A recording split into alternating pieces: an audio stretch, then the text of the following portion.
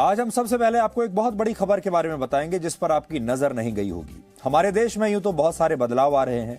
Loud speaker को हमारे देश में को लेकर बहुत सारे बदलाव आए हैं। इसी तरह एक आपने देखा होगा आजकल चारों तरफ बुलडोजर की बात हो रही है। यह भी हमारे देश में एक बड़ा बदलाव है। लेकिन अब एक बहुत बड़ा बदलाव स्कूलों में आ रहा है। एक बहुत बड़ा बदलाव स्कूलों में पढ़ाए जा रहे पाठ्यक्रम में आ रहा है। कहते हैं बचपन गीली मिट्टी के समान होता है। संस्कारों की नींव बचपन में ही डाली जाती है। अच्छे बुरे और सही गलत के बीच के अंतर का पाठ भी बचपन से ही शुरू होता है। घर में यह ड्यूटी अक्सर माता पिता की होती है और स्कूल में यह कर्तव्य शिक्षकों का होता है और किताबों का होता है। लेकिन क्या आप गारंटी के साथ कह सकते हैं कि आपका बच्चा स्कूल से जो कुछ भी पढ़कर आ रहा है वो एकदम सही है? स्कूल की किताबों में जो बातें लिखी हैं वो बिल्कुल सही हैं? अगर आपके बच्चों को स्कूल में यह पढ़ाया जाए कि मुगल महान शासक थे और शिवाजी और महाराणा प्रताप जैसे योद्धा उनके सामने कुछ नहीं थे, तो यह झूठ क्या आपके गले उतरेगा? अगर यह बताया जाए कि औरंगजेब टूटे मंदिरों का जीर्णोद्धार करवाता था, तो फिर आप खुद से नहीं पूछेंगे कि फिर काशी विश्वनाथ मंदिर को तोड़े जाने का सच क्या था? लेकिन हमारे देश में एक विशेष प्रकार का राजनीतिक वर्ग और बौद्धिक गिरोह है जो चाहता है कि आपके बच्चे सच को कभी ना जाने बल्कि झूठ को ही सच मानते चले जाएं, और ऐसा पीढ़ियों से हो रहा है। इसलिए इतिहास की किताबों में जब सच के पन्ने जोड़े जाते हैं तो ये लोग संकट में आ जाते हैं। इन्हें संस्कृति पर, सभ्यता पर, धर्मनिरपेक्षता पर और सामाजिक ताने बाने पर संकट नजर आने लगता है। तो बड़ी खबर यह है कि सीबीएसई ने देश की स्कूली किताबों में पढ़ाई जा रहे इतिहास के गलत पन्नों को हटाकर एनसीईआरटी का एक नया और संशोधित पाठ्यक्रम जारी कर दिया है। केंद्र सरकार ने इसके लिए एक संसदीय कमेटी बनाई थी जिसकी सिफारिशों के बाद नई किताबें छपने के लिए अब जा चुकी हैं। लेकिन नए पाठ्यक्रम पर अब विवाद भी पैदा हो रहा है और खुद कांग्रेस के सांसद राहुल गांधी इसे भगवाकरण का नाम दे रहे हैं। लेकिन पहले आप ये समझ लीजिए कि ये बड़े बड़े बदलाव क्या हैं और अब से आपके बच्चों को कौन सी नई चीजें पढ़ाई जाएंगी और कौन सी चीजें ऐसी हैं, जानकारियां हैं जो उनकी किताबों से हटा दी गई हैं। और हो सकता है कि आपने ये सब पढ़ा हो, लेकिन अब ये पीढ़ी नहीं पढ़ेगी। सीबीएसई ने स्कूलों में कक्षा 9 से लेकर कक्षा 12वीं तक का नया पाठ्यक्रम जारी किया है। इस पाठ्यक्रम में सीबीएसई ने एनसीईआरटी की किताबों से मुगल शासकों औरंगजेब और शाहजहां को महान बताने वाला एक चैप्टर हटा दिया है। इसके अलावा धार्मिक चिन्हों पर आधारित एक कार्टून को भी हटाया गया है और पाकिस्तानी शायर फैज अहमद फैज की 2 नज़में भी किताबों से हटा दी गई हैं जो बगावत करने को उकसाती हैं। इनके अलावा शीत युद्ध के इतिहास का एक और अध्याय हटाया गया है जिसमें देश के पहले प्रधानमंत्री जवाहरलाल नेहरू के गुट निरपेक्ष आंदोलन का जिक्र किया गया था। अब आपको बताते हैं कि इतिहास और राजनीति शास्त्र की किताबों से किन किन चैप्टर्स को हटाया गया है और ऐसा करना क्यों जरूरी था। आप इन्हें देखेंगे तो समझ जाएंगे कि ये अध्याय इतिहास के सच से कितनी दूर थे। एनसीईआरटी की 12वीं कक्षा की इतिहास की किताब themes of Indian history part 2 के 9वें चैप्टर, जिसका शीर्षक है किंग्स एंड क्रॉनिकल्स, इसे सीबीएसई ने पूरी तरह हटा दिया है। इस किताब के पेज नंबर 234 पर क्रूर शासक औरंगजेब और शाहजहां का महिमा मंडन किया गया था। इसमें लिखा था कि जब युद्ध के दौरान मंदिर नष्ट हो जाते थे, युद्ध के दौरान मंदिरों को नुकसान पहुंचता था, ढह जाते थे, तो औरंगजेब और शाहजहां इन्हीं मंदिरों को दोबारा बनवाने के लिए या इनकी मरम्मत करवाने के लिए अलग से ग्रांट जारी किया करते थे। मतलब इतना बड़ा दिल था उनका कि युद्ध में जो मंदिर नष्ट हो जाते थे उन्हें बनवाने के लिए अलग से ये पैसा दिया करते थे। इसी चैप्टर में यह भी लिखा था कि मुगल कोर्ट्स यानी मुगलों की अदालतें कैसे उस जमाने में न्याय किया करते थे, कितने न्याय पसंद थे जो मुगल्स थे। जबकि असली इतिहास यह है कि औरंगजेब मंदिरों का जीर्णोद्धार करवाने के लिए नहीं बल्कि उनका विध्वंस करने के लिए कुख्यात था। ऐतिहासिक साक्ष्य अगर आप देखेंगे तो वर्ष 1669 में भगवान शिव के 12 ज्योतिर्लिंगों में से एक काशी विश्वनाथ मंदिर को औरंगजेब के आदेश पर ही पूरी तरह से ध्वस्त किया गया था और वहां मस्जिद का निर्माण करवाया गया था जिसे आज ज्ञानवापी मस्जिद के नाम से जाना जाता है। इतिहास की किताबों में मुगल बादशाह शाहजहां को ताजमहल बनवाने के लिए याद किया जाता है, लेकिन ताजमहल बन जाने के बाद यह वही बादशाह है जिसने मजदूरों के हाथ काट दिए थे। और इसके बारे में हमारे देश में जो इतिहासकार हैं और जो इतिहास की किताबें हैं उसके बारे में कोई ज्यादा जिक्र नहीं किया जाता कि शाहजहां इतना क्रूर था कि उसने ताजमहल तो बनवा लिया, लेकिन जो मजदूर थे उनके हाथ भी बाद में कटवा दिए थे। एनसीईआरटी की किताबों को अगर आप देखेंगे तो शाहजहां का सिर्फ महिमा मंडन होता आया है अभी तक, और यही कारण है कि चाहे औरंगजेब हो या शाहजहां हो, इन दोनों के नाम पर भारत के राजधानी दिल्ली में प्रमुख सड़कों का नाम रखा गया है। इसी तरह 11वीं कक्षा की इतिहास की किताब थीम्स इन वर्ल्ड हिस्ट्री में एक सेक्शन है जिसका नाम है एम्पायर्स। इसके chapter the central Islamic lands को पूरी तरह हटा दिया गया है। इसमें इस्लामिक साम्राज्य की स्थापना, उसके उदय और विस्तार की कथित गौरवमयी कहानी पढ़ाई जाती थी हमारे देश के बच्चों को। इस चैप्टर में बच्चों को पढ़ाया जाता था कि कैसे इस्लामी साम्राज्य सेंट्रल एशिया में स्थापित हुआ और अफ्रीका और एशिया के अधिकतर भागों में फैल गया। अब एम्पायर्स नाम के सेक्शन में सिर्फ 2 चैप्टर ही पढ़ाए जाएंगे। पहला है एन एम्पायर अक्रॉस 3 कॉन्टिनेंट्स, जिसमें रोमन साम्राज्य की कहानी पढ़ाई जाएगी, और दूसरा है नोमैडिक एम्पायर्स चैप्टर, जिसमें 13वीं और 14वीं सदी के मंगोल साम्राज्य की कहानी होगी। अब आपको दिखाते हैं कि 10वीं कक्षा में सोशल साइंस के अंतर्गत पॉलिटिकल साइंस की पुस्तक से क्या हटा है। इस किताब में डेमोक्रेटिक पॉलिटिक्स के 4थे चैप्टर, जिसका नाम है जेंडर, रिलीजन एंड कास्ट, इस चैप्टर के पेज नंबर 46, 48 और 49 पर पाकिस्तान के मशहूर शायर फैज अहमद फैज की नज्म हटा दी गई है। अब आप इन पंक्तियों पर गौर कीजिए। ये पंक्तियां हैं, चश्मे नम जाने शौरीदा काफी नहीं, चश्मे नम जाने शौरीदा काफी नहीं, तोहमत इश्क पोशीदा काफी नहीं, आज बाजार में पा ब जौला चलो। फैज का यह शेर सत्ता में बैठे लोगों के खिलाफ प्रतिरोध यानी बगावत की बात करता है। इस शेर में सत्ता से परेशान लोगों से कहा गया है कि बेड़ियों को तोड़ दो और शहर की ओर कूच करो जहां तुम्हारा शासक रहता है। फैज की जो दूसरी नज्म हटाई गई है पुस्तक से, उसकी लाइनें भी आप देखिए। ये जो पंक्तियां हैं वो इस प्रकार हैं, हम के ठहरे अजनबी इतनी मुलाकातों के बाद, खून के धब्बे धुलेंगे कितनी बरसातों के बाद। हम तो ठहरे अजनबी कितनी मुलाकातों के बाद, खून के धब्बे धुलेंगे कितनी बरसातों के बाद।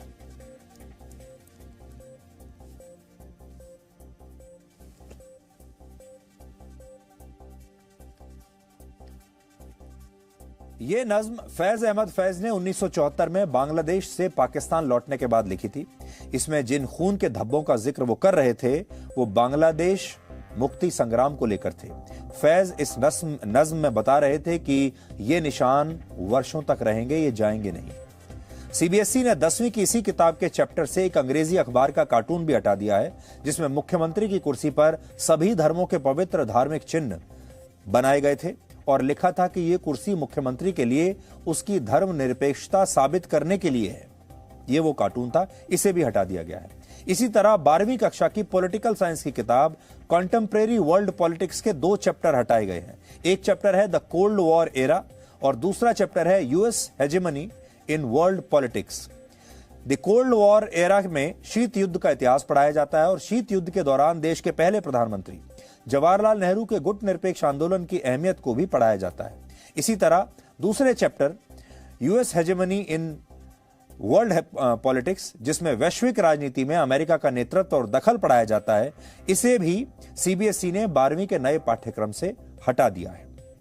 इतिहास और राजनीति शास्त्र की किताबों से जब कांग्रेस के लिखवाए हुए पन्ने हटाए जा रहे हैं तो कांग्रेस को कष्ट तो होगा ही। सीबीएसई के इन बदलावों पर आज कांग्रेस के सांसद राहुल गांधी ने एक ट्वीट किया है। राहुल गांधी नेहरू गांधी खानदान की 5वीं पीढ़ी हैं, तो सबसे पहले आप उनकी पोस्ट देखिए, उन्होंने क्या लिखा है। पोस्ट की पहली लाइन में राहुल गांधी ने सीबीएसई के इन बदलावों को आरएसएस का एजेंडा बताया। उन्होंने अपना गुस्सा आरएसएस का नाम बिगाड़कर निकाला और उसे नया नाम उन्होंने दिया है राष्ट्रीय शिक्षा श्रेडर। श्रेडर एक मशीन होती है जो किसी भी चीज को, कागज को बारीक काटकर उसे नष्ट कर देती है, बारीकी से काटकर। दूसरी लाइन में राहुल गांधी ने सीबीएसई का नाम बिगाड़ा और इसे नया नाम दिया है जिसमें लिखा है central board of suppressing education. इसके बाद उन्होंने उन 6 टॉपिक्स के नाम लिखे जिन्हें किताबों से हटाए जाने पर उन्हें काफी तकलीफ पहुंची है। राहुल गांधी के दुख का पहला कारण जो दिखता है वो ये है कि पंडित जवाहरलाल नेहरू का चैप्टर क्यों हटाया गया, तो यहां हम उनका थोड़ा ज्ञानवर्धन करेंगे। सीबीएसई ने 12वीं क्लास की पॉलिटिकल साइंस की किताब के पार्ट 2 से चैलेंजेस ऑफ नेशन बिल्डिंग को सीबीएसई ने से नहीं हटाया है। यह किताब में पहला चैप्टर है जिसमें पंडित नेहरू की देश निर्माण में भूमिका के बारे में बताया गया है। सीबीएसई ने सिर्फ उन्हीं चैप्टर्स को हटाया है जिसमें या तो गलत ऐतिहासिक तथ्य थे या ऐसे चैप्टर्स जो आज के दौर में पॉलिटिकल साइंस में महत्व ही नहीं रखते। राहुल गांधी की दूसरी नाराजगी फैज अहमद फैज की 2 नज्मों को लेकर भी हो सकती है। देश में एक विशेष प्रकार का बुद्धिजीवी वर्ग है जो किसी कवि और शायर को भी धार्मिक चश्मे से देखता है। इतिहास में राष्ट्र कवि रामधारी सिंह दिनकर की भी कविताएं शामिल की जा सकती थीं। फैज और दिनकर दोनों लगभग एक ही समय के शायर और कवि हैं। दिनकर भी ओजपूर्ण और क्रांतिकारी कविताएं लिखा करते थे और सत्ता के विरोध में वो भी खुलकर लिखते थे। और दिनकर ने ही लिखा था, सदियों की ठंडी बुझी राख सुगबुगा उठी, मिट्टी सोने का ताज पहन इठलाती है, 2 राह समय के रथ का घर घर नाद सुनो, सिंहासन खाली करो कि जनता आती है।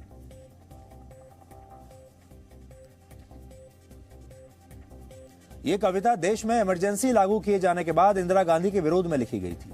एक यह भी वजह हो सकती है कि कांग्रेस को दिनकर की बजाय फैज अहमद फैज ज्यादा सूट क्यों करते थे। किताबों में कुछ हटाया गया है तो नई नई चीजों को जोड़ा भी गया है। 12वीं की इतिहास की किताब में 2 नए चैप्टर्स हैं। एक चैप्टर है through the eyes of traveller जिसमें भारत आने वाले यात्रियों के संस्मरण बताए गए हैं। दूसरा चैप्टर है पेजेंट्स, जमींदार्स एंड स्टेट जिसमें 16वीं और 17वीं शताब्दी में मुगलों के साम्राज्य में भारत के कृषि आधारित समाज कैसा था यह बताया गया है। इसी तरह 12वीं की राजनीति विज्ञान किताब में 3 चैप्टर्स जोड़े गए हैं। पहला है सिक्योरिटी एंड कंटेम्प्रेरी वर्ल्ड जिसमें बच्चों को आतंकवाद का मतलब और उसके प्रकार पढ़ाए जाएंगे। दूसरा एनवायरनमेंट एंड नेचुरल रिसोर्सेज जिसमें छात्रों को ग्लोबल वार्मिंग, क्लाइमेट चेंज और नेचुरल रिसोर्सेज को कैसे बचाया जा सकता है इसके बारे में पढ़ाया जाएगा। और तीसरा चैप्टर रीजनल एस्पिरेशन नाम से जोड़ा गया है जिसमें भारत में क्षेत्रीय पार्टियों का उदय, पंजाब और कश्मीर में अलगाववाद की समस्या के बारे में बताया गया है। किसी भी देश का इतिहास खुद को अपडेट और अपग्रेड करता रहता है।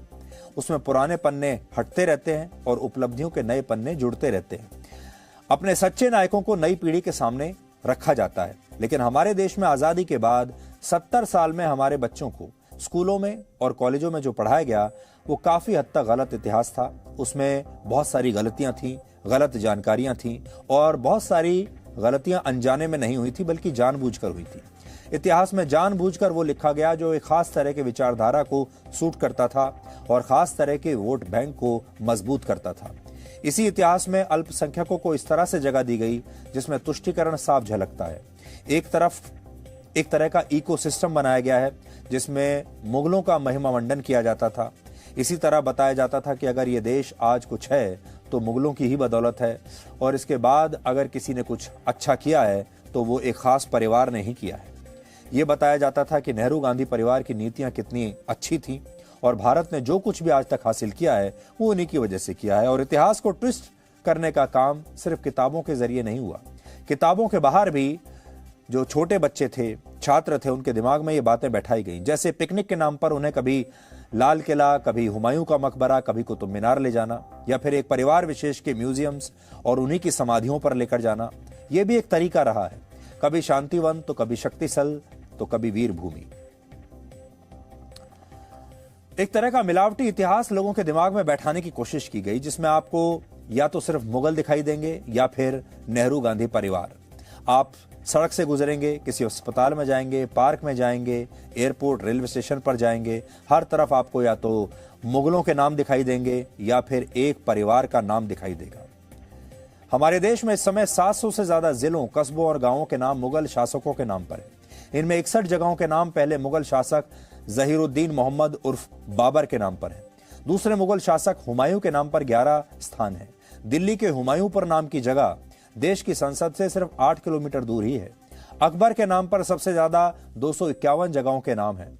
वहीं जहांगीर के नाम पर 141 जगहों के और शाहजहां के नाम पर हमारे देश में 63 स्थानों के नाम हैं। औरंगजेब ने ही काशी और मथुरा में मंदिर तोड़वाकर मस्जिदें बनवाई थी और हिंदुओं पर जजिया टैक्स लगाया था, लेकिन उसके नाम पर भी हमारे देश में 177 स्थानों के नाम हैं। हमारे देश में लोगों को उतना ही इतिहास बताया गया जितना नेताओं ने जरूरी समझा। मुगलों को समर्पित करने के बाद जो इतिहास बचा उसे गांधी नेहरू परिवार ने अपने नाम करने की कोशिश की और वर्ष 2012 में एक आरटीआई से यह पता चला कि देश की ज्यादातर संपत्तियों पर अब भी गांधी और नेहरू परिवार का ही नाम लिखा हुआ है। वर्ष 2012 में नेहरू गांधी परिवार के नाम पर हमारे देश में 52 सरकारी राज्य योजनाएं थी, 27 केंद्रीय योजनाएं, 28 खेल के टूर्नामेंट्स, 19 स्टेडियम, 98 शिक्षा संस्थान, 5 एयरपोर्ट्स और बंदरगाह, 39 अस्पताल और मेडिकल कॉलेज और 78 सड़कें और बिल्डिंग्स उनके नाम पर थीं। आपको यह भी जानना चाहिए कि कांग्रेस ने अपनी मनमर्जी का इतिहास लिखवाने के लिए क्या क्या नहीं किया। इसे आप एनसीईआरटी के पूर्व निदेशक प्रोफेसर जेएस राजपूत की आप बीती से आज समझ पाएंगे। प्रोफेसर जेएस राजपूत वर्ष 1999 से 2004 तक एनसीईआरटी के निदेशक थे। तब उन्होंने एनसीईआरटी की इतिहास की पुस्तकों के गलत अध्यायों को, चैप्टर्स को सुधारने की सिफारिश की थी। उन्होंने इस विषय पर काम भी किया और इतिहास की किताब से 9 ऐसे पैराग्राफ्स हटवाए जो सिख धर्म के गुरु नानक देव जी के बारे में गलत जानकारी देते थे। प्रोफेसर राजपूत ये भी चाहते थे कि इन किताबों में मुगलों का महिमा मंडन करने वाले और अकबर को महान बताने वाले अध्यायों को हटाकर मुगलों की क्रूरता के इतिहास को पढ़ाया जाए। जो वास्तविकता अब तक छिपाई गई है उसे भी विद्यार्थियों के सामने लाया जाए। लेकिन इतिहास को सुधारने की इस कोशिश का प्रोफेसर जेएस राजपूत को क्या इनाम मिला, आज जब आप सुनेंगे तो आप आश्चर्यचकित रह जाएंगे। वर्ष 2004 में कांग्रेस सरकार ने प्रोफेसर राजपूत पर शिक्षा के भगवाकरण का आरोप लगाया। इतिहास में बदलाव की उनकी कोशिश को संविधान के मूल्यों से छेड़छाड़ का नाम दिया। तत्कालीन मानव संसाधन मंत्री अर्जुन सिंह ने उनके खिलाफ एक जांच बैठा दी। अर्जुन सिंह ने यूनेस्को को पत्र लिखकर शिक्षा के क्षेत्र में मिलने वाला उनका अवार्ड रुकवा दिया। 2009 में जब प्रोफेसर जेएस राजपूत इस जांच से बरी हुए तो शिक्षा के भगवाकरण और संवैधानिक मूल्यों से छेड़छाड़ से के आरोप गलत साबित हुए। उसके बाद जाकर यूनेस्को का अवार्ड उन्हें मिल पाया। इंटरनेशनल जूरी के द्वारा मेरे कार्य को देखने के बाद हुआ था और यूनेस्को का पुरस्कार मंत्री के कहने से नहीं मिलता है, किसी राजनेता के कहने से नहीं मिलता। हाँ, मंत्री के कहने से रोका जा सकता है और मेरे साथ यही हुआ। मुझे जिनीवा में जाकर के सारे शिक्षा मंत्रियों जो 144 थे उसमें उनके समक्ष 40 मिनट का भाषण देना था। उसके बाद चेकोस्लोवाकिया में जो वो सम्मान प्राप्त करता है वो चेकोस्लोवाकिया जाता है, क्योंकि जॉन एमोस कमेनियस चेकोस्लोवाकिया के थे करीब 400 वर्ष पहले के। वहाँ मैं और मेरी पत्नी को स्टेट गेस्ट करके बुलाया था। मुझे भाषण देने थे, भारत के बारे में बताना था। हमारे टिकट आ गए थे तो लोगों ने उस समय के शिक्षा मंत्री जी से कहा कि डॉक्टर राजपूत बोलेंगे, आपको ताली बजानी पड़ेगी, ये तो सेफ्रोनाइजेशन का समर्थन हो जाएगा। क्योंकि मुझे उसका वो मान लिया गया था कि मैं देश की शिक्षा का भगवाकरण कर रहा हूँ। और भारत सरकार ने चिट्ठी लिखी यूनेस्को को कि इनका अवार्ड रोक दिया जाए। उन्होंने मुझे फ़ोन किया कि हमारे इतिहास में ऐसा नहीं हुआ है। नोबेल पुरस्कार कम्युनिस्ट लोग रोकते थे, लेकिन इस पुरस्कार में कभी ऐसा नहीं हुआ कि सरकार बदलने पर हो। मैं उनकी बात को समझता था और वो रोक दिया गया। पुरानी सरकारों ने अपनी राजनीतिक सोच के अनुरूप जो वोट बैंक की तरफ थी, जो सूडो सेक्युलरिज्म की तरफ थी, तो उसके अनुरूप पाठ्य पुस्तकों में इतिहास को तोड़ मरोड़ कर प्रस्तुत किया। अभी आवश्यकता थी कि उसको बदला जाए, तो हमारी संसदीय स्थायी समिति ने उसके बारे में अध्ययन करके कुछ अनुशंसाएं की। अन्य भी कई लोगों ने कई सारी बातें कही, अनुशंसाएं की, मांगे रखी। उसको जांच परख कर जैसे कि सामने आ रहा है कि सरकार अभी परिवर्तन कर रही है। मैं मानता हूं कि बहुत ही स्वागतार्ह और बहुत ही उचित दिशा में लिया गया निर्णय। इतिहास लेखकों ने भी राजनीतिक नेतृत्व की छाया में काम किया और वो राजनीतिक नेतृत्व के पिछलग्गू बन गए, एक दृष्टि से दुर्भाग्य की बात है। और इतिहास को तोड़ मरोड़ कर प्रस्तुत किया गया, विकृतियाँ लाई गई इतिहास में। मैं मानता हूँ कि ये पुराने पाप धोने का अब समय आया है। अब आप अंदाजा लगाइए कि 1947 से लेकर अब तक हमारे देश की न जाने कितनी पीढ़ियां हैं जो इन्हीं पुस्तकों को पढ़ते पढ़ते स्कूल से, कॉलेजों से उन्होंने शिक्षा हासिल की है। और बचपन में आपको जो पढ़ाया जाता है वही आपके दिमाग में हमेशा बैठ जाता है, वही आपको हमेशा याद रहता है। और कितनी बड़ी गलतफहमी और गलत जानकारी हमारे देश की एक के बाद एक कितनी सारी पीढ़ियों के दिमाग में भर दी गई। और ये सब कुछ तत्कालीन सरकारों ने, तब के नेतृत्व ने जानबूझकर किया। और अब जब वो बदलाव किए जा रहे हैं, तब उसी जमाने के जो लोग थे, उस विचारधारा के जो लोग थे, अब वही उसका विरोध कर रहे हैं। Presenting B News app, available on Google Play and App Store. Download it now.